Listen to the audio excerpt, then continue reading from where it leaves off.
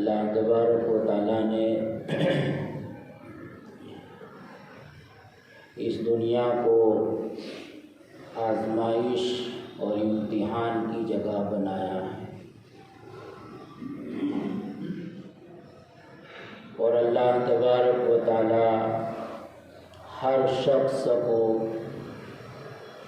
کسی نہ کسی طرح آزماتے ہیں، بلکہ شریعت کی پابندیاں اللہ تبارک و تعالیٰ کے محرمات اور اسلام کی منہیات، یہ سب چیزیں بھی انسان کے لیے آزمائش ہے کہ وہ ان حرام سے بچتا ہے یا نہیں بچتا ہے، ان محرمات سے دوری اختیار کرتا ہے یا نہیں کرتا ہے۔ اور اللہ تبارک و تعالیٰ نے جن فرائض کا اس کو مکلف بنایا ہے اور جو ذمہ داریاں اس کے کاندھے پر ڈالی ہیں، ان فرائض کو وہ ادا کرتا ہے یا نہیں کرتا ہے، اور ان ذمہ داریوں کو وہ نبھاتا ہے یا نہیں نبھاتا ہے، اس طرح شریعت کا ہر حکم اور قرآن کا ہر امر ہر انسان کے لیے ایک آزمائش ہے۔ البتہ اللہ تبارک و تعالیٰ بعض مرتبہ بعض افراد کو اور بعض قوموں کو مخصوص طریقے سے بھی آزمائش میں ڈالتے ہیں، اور یہ آزمائش دو طریقے سے ہوتی ہے۔ کبھی تو یہ آزمائش مصیبتوں کے ذریعے ہوتی ہے، جانی مالی دنیاوی، کسی نہ کسی مصیبت میں اللہ کی طرف سے انسان کو، لوگوں کو، قوموں کو، افراد کو مبتلا کیا جاتا ہے، بیماریوں میں مبتلا کر کے، اولاد کو نافرمان بنا کر، مال و دولت چھین کر، فقر و فاقہ میں مبتلا کر کے، ذلت مسلط کر کے، اس طرح مصیبتوں کی شکل میں اللہ کی طرف سے آزمائش آتی ہے، اور انسان اپنی طبیعت کے ناموافق حالات میں مبتلا ہو جاتا ہے۔ اور کبھی اللہ تبارک و تعالیٰ کی طرف سے یہ آزمائش نعمتوں کی شکل میں ہوتی ہے۔ اللہ تبارک و تعالیٰ خوب تندرستی اور صحت کی نعمت عطا کرتے ہیں، اچھی اولاد عطا کر دیتے ہیں، عزت اور وجاہت اس کو مل جاتی ہے، اس کے یہاں مال و دولت کی کثرت ہو جاتی ہے، اور اس طرح مختلف نعمتیں دے کر اللہ تبارک و تعالیٰ انسانوں کو آزماتے ہیں۔ لیکن عموماً ہوتا یہ ہے، اور تاریخ سے یہ پتہ چلتا ہے کہ جب مصیبتوں کے ذریعے اللہ کی طرف سے آزمائش ہوتی ہے تو عموماً انسان اس آزمائش میں کامیاب ہو جاتا ہے،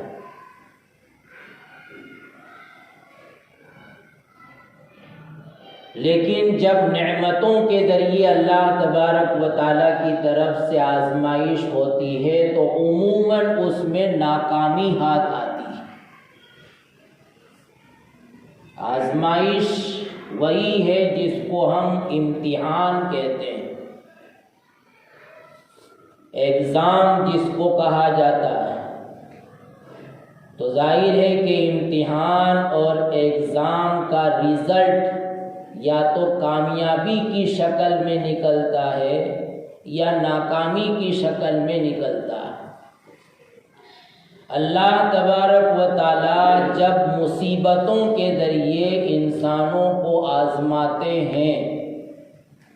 تو عموماً وہاں رزلٹ کامیابی کی شکل میں نکلتا ہے،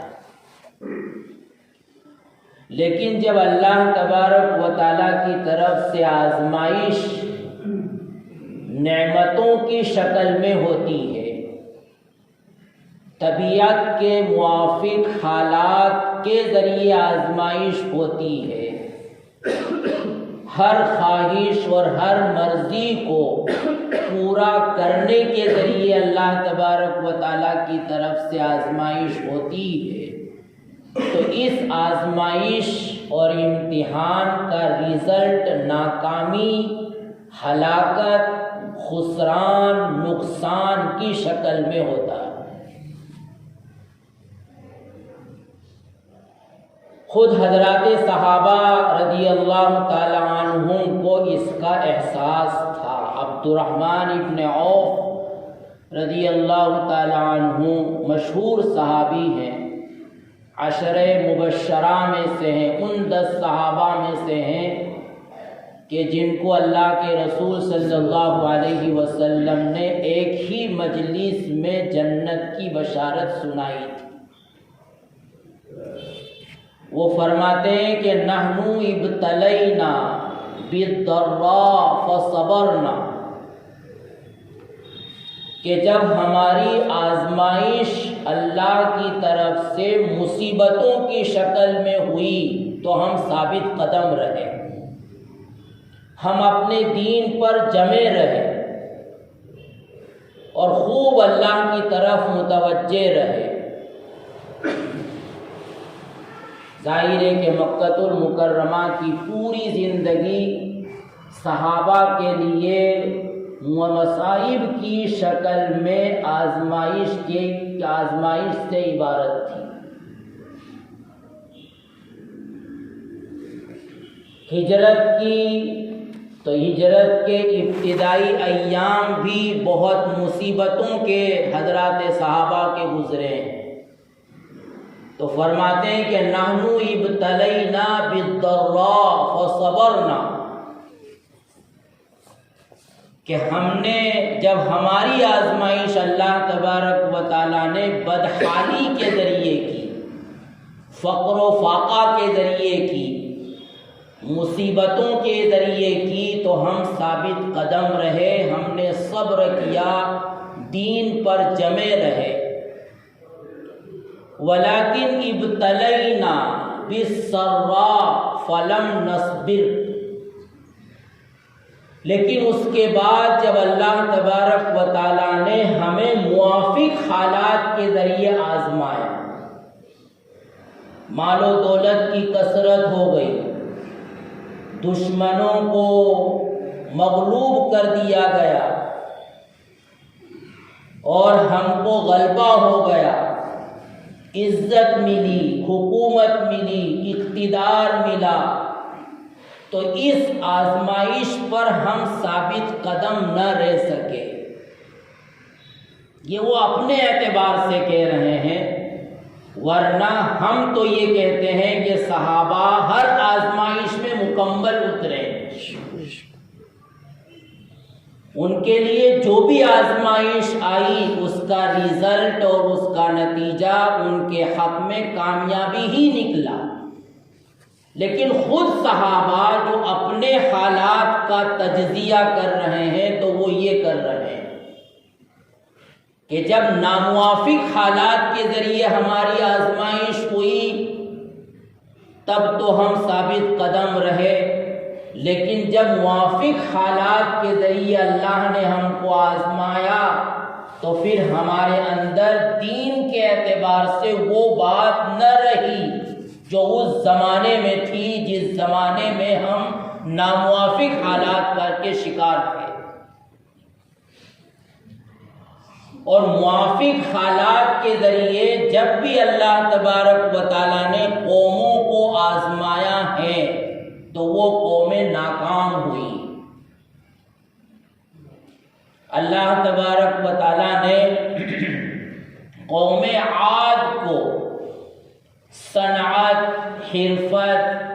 کاریگری، ٹیکنیکلی مہارت دے کر آزمایا تھا، لیکن اس آزمائش کا نتیجہ ہلاکت و بربادی ہوا۔ قوم سمود کو اللہ تبارک و تعالیٰ نے جسمانی طاقت دے کر آزمایا تھا، لیکن اس آزمائش میں وہ کامیاب نہ ہو سکے۔ اللہ تبارک و تعالیٰ کی طرف سے ان پر عذاب نازل ہوا اور وہ برباد ہوئے۔ قوم شعیب کو اللہ تبارک و تعالیٰ نے تجارت اور کاروبار کے ذریعے آزمایا تھا، لیکن وہ تجارت اور کاروبار کی آزمائش میں ناکام ہوئے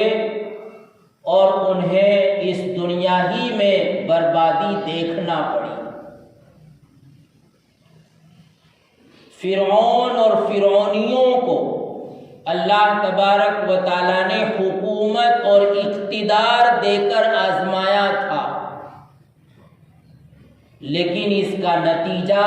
ناکامی نکلا، بربادی نکلا، ہلاکت کی شکل میں ظاہر ہوا۔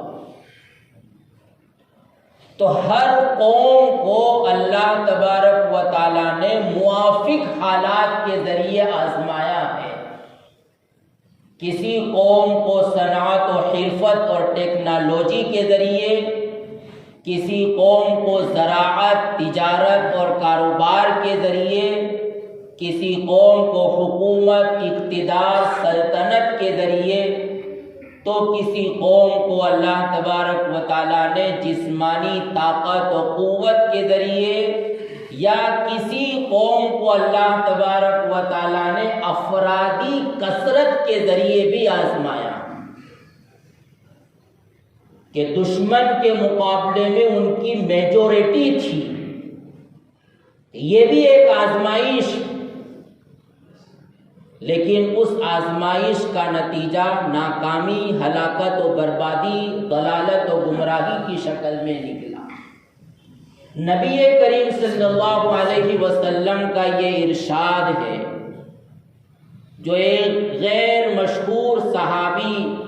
رضی اللہ تعالی عنہ نے نقل کیا ہے، حضرت کعب ابن عیاض رضی اللہ تعالی عنہ، کہ آپ نے فرمایا ہر امت کو اللہ نے آزمایا، موافق حالات کے ذریعے اکثروں کی آزمائش ہوئی۔ وَفِتْنَةُ أُمَّتِي الْمَالِ، اور میری امت کی جو آزمائش ہے وہ مال کے ذریعے، مال و دولت کی کثرت کے ذریعے اللہ تبارک و تعالیٰ میری امت کو آزمائیں گے۔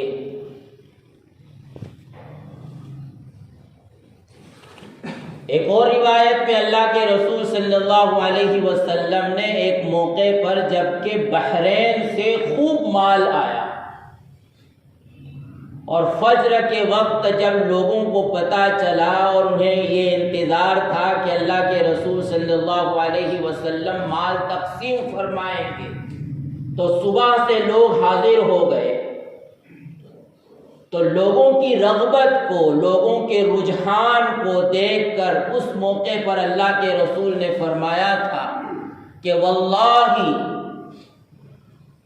للفقر اخشى علیکم ولكن اخشى علیکم ان تبسط الدنیا کما بسطت علی من کان قبلکم فتنافسوها کما تنافسوہم فتہلکہم کما فتہلککم کما اہلکتہم او کما قال علیہ الصلاۃ والسلام۔ کہ مجھے تمہارے متعلق اس بات کا اندیشہ نہیں ہے کہ تم فقر و افلاس میں مبتلا ہو جاؤ، تم کھانے کے محتاج رہو، تم پینے کے محتاج رہو، تمہارے پاس رہنے کے لیے مکان نہ ہو، پہننے اوڑھنے کے لیے کپڑا نہ ہو، سردی گرمی سے بچنے کے لیے لباس موجود نہ ہو، اس طرح کے فقر و فاقہ کا مجھے تمہارے متعلق اندیشہ نہیں ہے،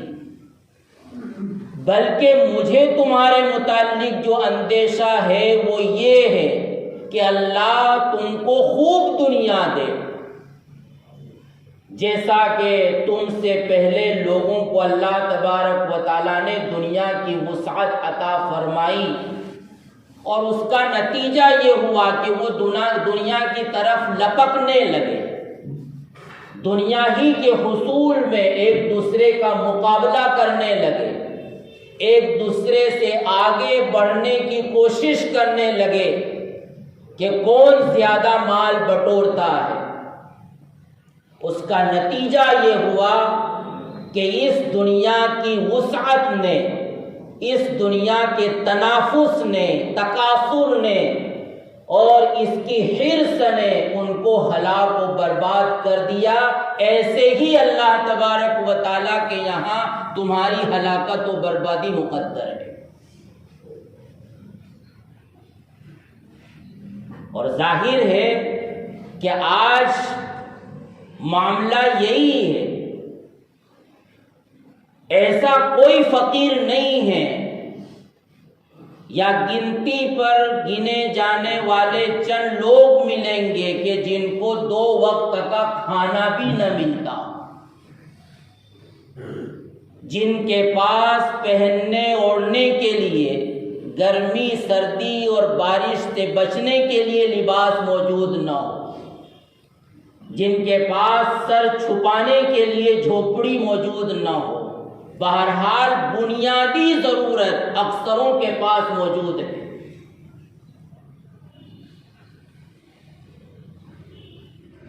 تو آزمائش بھوک کو مسلط کر کے نہیں ہو رہی، بلکہ آزمائش اسی مال و دولت کی کثرت کے ذریعے ہو رہی ہے۔ اگر کوئی اپنے آپ کو فقیر اور غریب سمجھتا ہے تو اس بنیاد پر نہیں کہ اس کو کھانے کو نہیں مل رہا، بلکہ اس بنیاد پر کہ اس نے اپنے ذہن و دماغ میں اپنی زندگی کا ایک اسٹیٹس متعین کر رکھا ہے، اسٹیٹس کہ وہ ہونا چاہیے، وہ نہیں ہو پا رہا، اس لیے وہ اپنے آپ کو سمجھتا ہے کہ میرے پاس تو کچھ بھی نہیں ہے، میں تو فقیر ہوں، غریب ہوں، محتاج ہوں، مسکین ہوں، فلاں کے پاس تو یہ ہے اور وہ ہے۔ ظاہر ہے کہ ایک آدمی کو سفر کرنا ہے تو پبلک ٹرانسپورٹ کے ذریعے اس کی یہ ضرورت پوری ہو رہی ہے، لیکن وہ اپنے آپ کو اس بنیاد پر فقیر سمجھ رہا ہے کہ میرے پاس اپنی کار نہیں ہے، میرے پاس اپنی گاڑی نہیں۔ ایک شخص کرائے کے مکان میں رہ رہا، ظاہر ہے کہ وہاں بھی اس کی رہائش کی ضرورت پوری ہو رہی، لیکن وہ اس لیے پریشان ہے کہ مجھے میرا اپنا مکان نہیں ہے۔ تو بنیادی ضرورت کے پورا کرنے کے اسباب تو موجود ہیں، لیکن وہ اس سے آگے اپنی زندگی کو بڑھانا چاہتا ہے، اور اس کے لیے اس کے پاس اسباب موجود نہیں ہیں، تو وہ سمجھتا ہے کہ میں تو غریب ہوں۔ ایک آدمی اپنی جھوپڑی میں یا کچے مکان میں رہ رہا، ظاہر ہے کہ اس کی بنیادی ضرورت پوری ہو رہی ہے، لیکن وہ اس لیے پریشان ہے کہ میرے پاس پکا مکان نہیں ہے، میرے پاس اپنی حویلی اور بنگلہ نہیں ہے۔ ایک آدمی معمولی کپڑے پہن کر گرمی سردی سے بچ رہا ہے، اس کی ضرورت پوری ہو رہی ہے، لیکن وہ اس لیے پریشان ہے اور وہ اس لیے اپنے آپ کو محتاج اور مسکین اور فقیر سمجھتا ہے کہ عمدہ لباس جو فلاں پہنتا ہے میں وہ نہیں پہن سکتا، لہذا میں فقیر ہوں۔ تو اگر ہم جائزہ لیں اور سروے کریں تو اکثریت وہ ہے کہ جن کے پاس اللہ کی طرف سے اپنی بنیادی ضرورت کو پورا کرنے کا سامان کسی نہ کسی شکل میں موجود ہے۔ تو اس لیے مسئلہ یہ نہیں ہے کہ فقر میں مبتلا ہے، افلاس میں مبتلا ہے، لوگ بھوکے مر رہے ہیں، لوگوں کے پاس سر چھپانے کے لیے گھر نہیں ہے، بلکہ مسئلہ مال کی، دولت کی کثرت ہے۔ اور یہی اللہ کے رسول صلی اللہ علیہ وسلم فرما رہے ہیں کہ لِكُلِّ أُمَّةٍ فِتْنَةٌ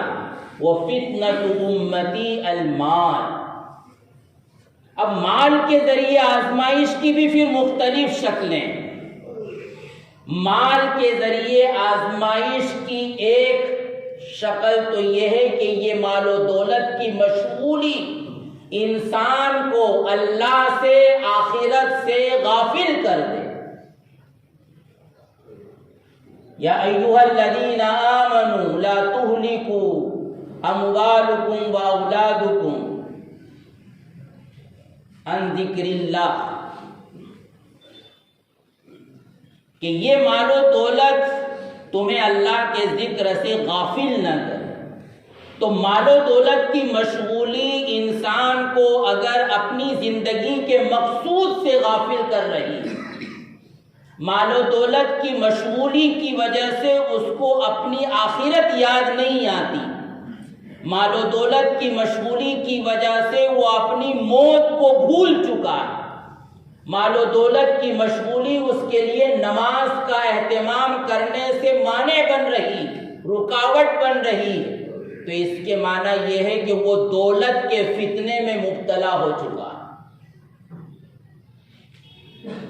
مال کی آزمائش کی ایک شکل یہ ہے کہ انسان کے پاس مال ہے اور خوب مال ہے، لیکن اس کی حرص ختم نہیں ہوتی،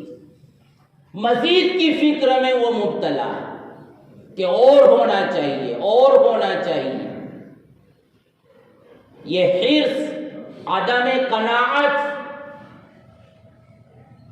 اور بقدر ضرورت پر اکتفا نہ کرنا، یہ بھی انسان کے لیے ایک آزمائش، مال کی آزمائش کی صورت۔ اسی لیے نبی کریم صلی اللہ علیہ وسلم نے فرمایا کہ یحرم ابن آدم ویشب منہ اثنان، الحرص علی العمر والحرص علی المال، کہ انسان بوڑھا ہو جاتا ہے لیکن اس کے اندر دو چیزیں ہمیشہ جوان رہتی، بلکہ بڑھاپے میں اور زیادہ جوان ہو جاتی، اور وہ ہے عمر کی حرص۔ بوڑھا ہو گیا لیکن ابھی بھی تمنا ہے کہ اور جیوں، اور جیوں، اور جیوں، موت سے اس کا جی گھبراتا ہے۔ اور دوسری چیز مال و دولت کی حرص، کہ انسان کے پاس اپنی ضروریات کو پورا کرنے کے لیے مال موجود ہے، اسباب مہیا ہے، لیکن صبح سے لے کر شام تک مزید کی فکر میں، اور ایسا مزید کی فکر میں ہے کہ مال و دولت کا جو مقصود ہے وہ مقصود بھی اس سے چھین گیا۔ ظاہر ہے کہ مال و دولت کا مقصود یہ کہ انسان سکون کی زندگی گزارے، آرام کرے، اچھا کھائے، اچھا پیے، وقت پر سوئے، وقت پر اٹھے، لیکن اسی حرص و لالچ نے اس کے عیش کو اور اس کے سکون کو چھین رکھا۔ اور انسان کی اسی فطرت کو اللہ کے رسول صلی اللہ علیہ وسلم نے یوں بیان کیا کہ لو کان لابن آدم وادیان من مال لابتغى منه ثالثا ولا يملأ جوفه الا التراب. اور قرآن کہتا ہے الہاکم التکاثر حتی زرتم المقابر، کہ انسان کے پاس اگر وادی بھر کر، وادی دو پہاڑوں کے درمیان کی خالی جگہ کو کہا جاتا ہے، دو اونچے اور لمبے چوڑے پہاڑ ہوں تو درمیان کی خالی جگہ کوئی معمولی نہیں ہوگی، تو کہا کہ ایسی دو وادی بھر کر اس کے پاس مال موجود ہو تب بھی اس کو قناعت نہیں ہوتی، بلکہ اس کی تمنا اور حرص یہ ہوتی ہے کہ تیسری وادی بھی مجھے مل جائے. وہ اس کی تلاش میں، اس کی تگ و دو میں، اس کی فکر میں مبتلا رہتا ہے. آپ نے فرمایا کہ انسان کا پیٹ قبر کی مٹی کے سوا کوئی چیز نہیں بھر سکتی. اور قرآن کہہ رہا ہے کہ اسی کثرت کی حرص نے تم کو غافل کر رکھا ہے یہاں تک کہ تم قبرستان پہنچ جاؤ گے. تو مال کا فتنہ ایک تو یہ ہے کہ مال و دولت کی مشغولی انسان کو اپنی زندگی کے مقصد سے غافل کر دے. مال و دولت کا فتنہ یہ ہے کہ انسان کے پاس بقدر مال ضرور موجود ہو لیکن اس کی کثرت کی فکر میں وہ اپنے عیش کو، سکون کو غارت کر رہا. ایسے ہی مال و دولت کا فتنہ یہ ہے کہ انسان اس مال کے حقوق کو ادا نہ کر رہا.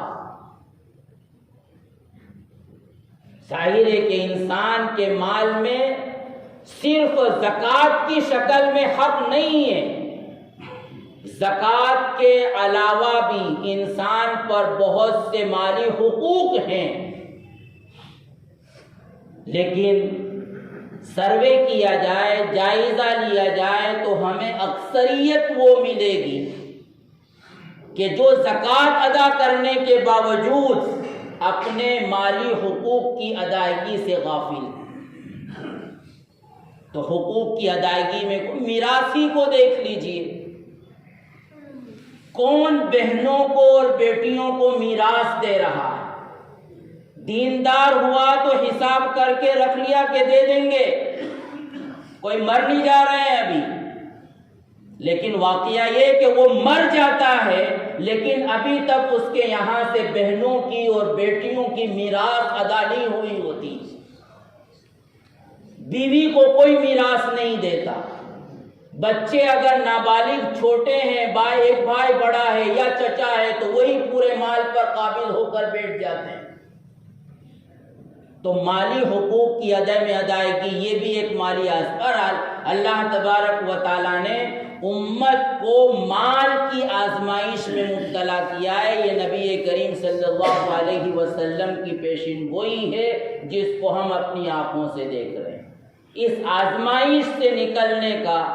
راستہ یہی ہے کہ انسان یہ مال و دولت اس کو زندگی کے مقصد سے غافل نہ کرے،